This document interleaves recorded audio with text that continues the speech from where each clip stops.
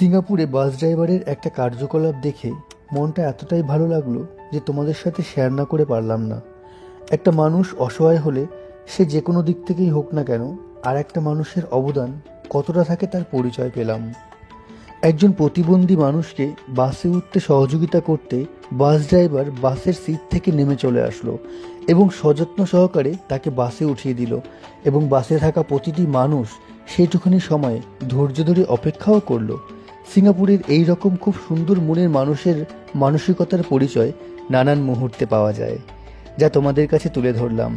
এমন অনেক নানান বিষয়ে অসহায় মানুষদের পাশে দাঁড়ানো আমাদের কর্তব্য। এভাবেই আমরা পারব সঠিক বিচার এবং একে অপরের সহযোগিতার দ্বারা আমাদের দেশকে আরও অনেক এগিয়ে নিয়ে যাওয়ার। তাই সবার কাছে অনুরোধ থাকলো আমার, এমন এক সুন্দর দৃশ্য এবং শিক্ষামূলক বিষয় সবার সাথে শেয়ার করে সবাইকে জানার সুযোগ করে দেবেন। ধন্যবাদ।